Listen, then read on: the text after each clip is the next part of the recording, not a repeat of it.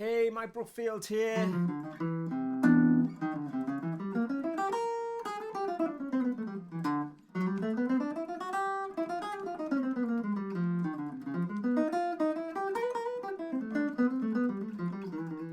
Got the Gretsch out today just for a bit of fun. Make sure that I'm in shot. Busy week this week, so I'm gonna go through a classic solo. We're gonna go through the solo to "Don't Stop Me Now" by Queen. Bit of an oddball one for me, but I've just got a lot of songs to learn at the moment. Different gigs I'm kind of covering for. I'm kind of involved in quite a few different projects, and also just kind of depping gigs as well. So this is one that just kind of popped up, and I never bothered learning before, even though I've actually played it on gigs before. But I always thought, geez, I should learn that solo. So I dug it out. Brian May, funny fella, isn't he? What a great architectural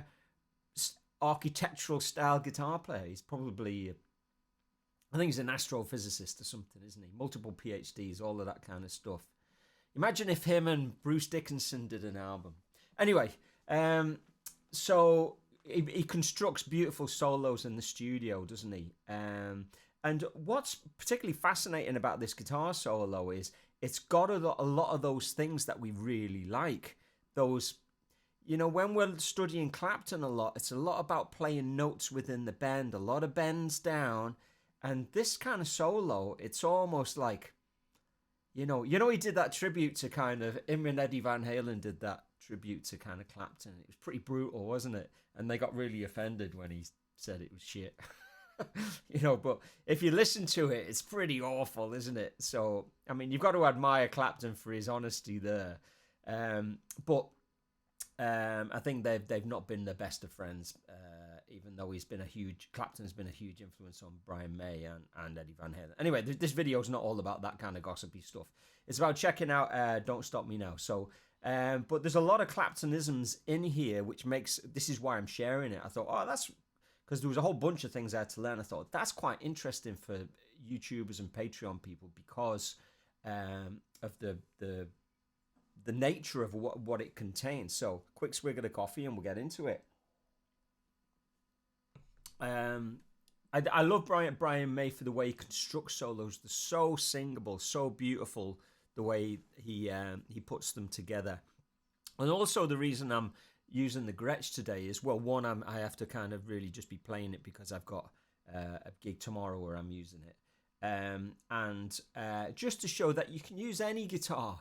You don't have to have a Brian May guitar. You don't even have to have the right pickups. You don't have to have anything. I mean, you can see that I've very much modeled this on Eddie Cochran. It's not a real Eddie Cochran 6120. It's a 6120 kind of Western that I've put a P90 in and got a clear scratch plate. So it's like Eddie's,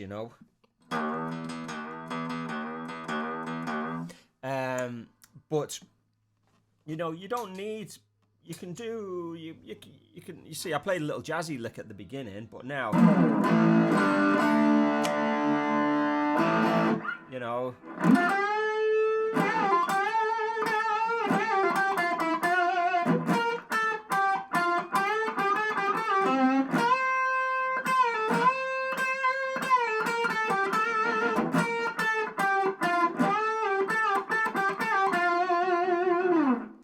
it sounds pretty rocking, doesn't it? And it's it's a rockabilly machine. What I've got here is I've got my King of Tone, and I've got both sides on. Now they're both low gain, so it's not actually as high gain as you might think. There's two low gains stacked, which makes kind of pretty high gain, doesn't it? And then I've got a flint, which has just got a little bit of reverb, so that's it. Going into my PV Mini Colossal, which I just use as a practice amp here in the studio. I could obviously fire up the Marshalls and the bigger amps, but for teaching, when it's on all day, when it's on for 8 hours, you know what I mean, it's nice just to have the amp that is not going to let you down on the gig. So let's get into this, will we? I'll put the tab up on screen. Yeah, there it is. That worked. Thank God. Okay, here we go. So he starts with this kind of rake. So you got to get that kind of vibrato is really important. And then you bend up, down, pull off, and bend again. So, and while it's up there, he plays the note pre-bent.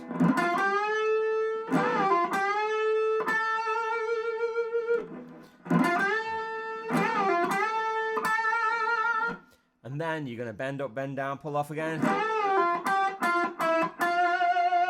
And that's kind of like typically Brian May is really good at that, isn't he? Kind of playing lines, you know, kind of scalic lines.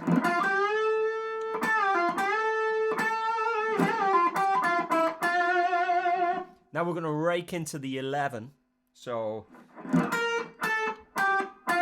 and again, a little scalic line. And then this is the last phrase on line 1 where we bend up, come down a half step. So you're going da, da, da, da, da.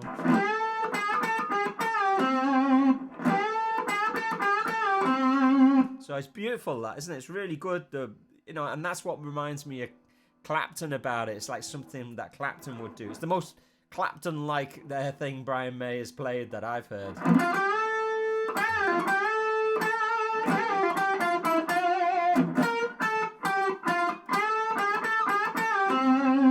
So, and the way that he plays slightly lazy behind the beat, he doesn't play it kind of like really square. There's kind of elements of where he's deliberately, you know, stretching it like an elastic band, you know. So play that again, just that line.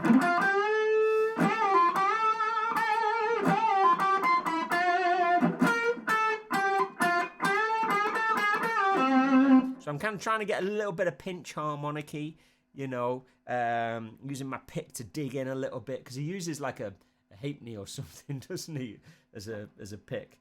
Okay, we're on to the second line now, so we go. So he's doing that bend from 11.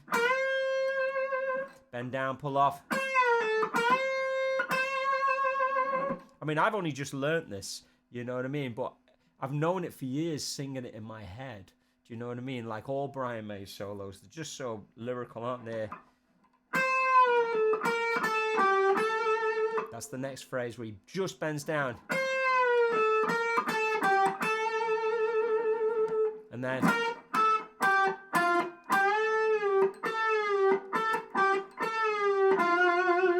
So I love that where you've got all of this activity just within 2 notes in the bend.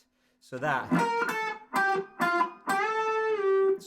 the 4th note in the last phrase, the bend up and down. Then you're just bending down. Then you play a pre-bend and then normal, just to bend down.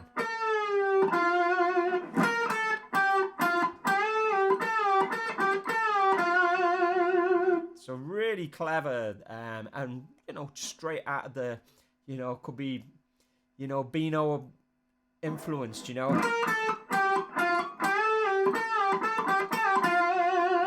So let's play it all the way through. I'll play it kind of like reasonably slow and then speed it up to what is probably round about the recorded version. So.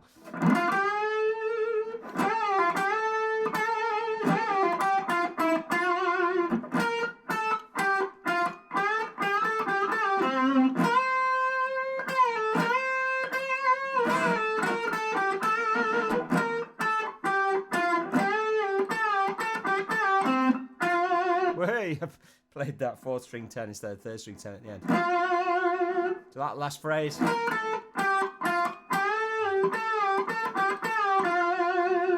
So again.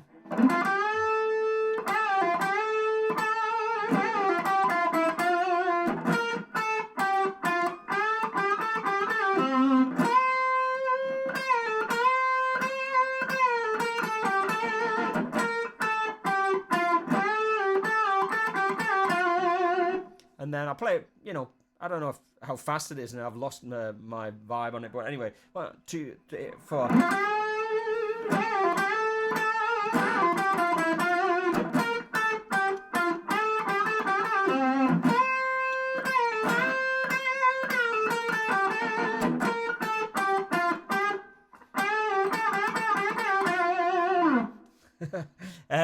Lot of fun to play that, and you can feel it in your hand.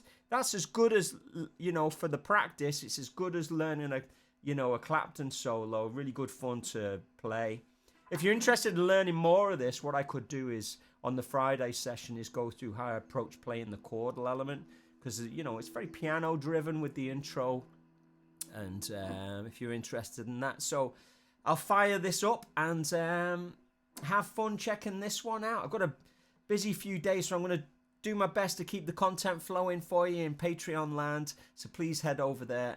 Keep it burning.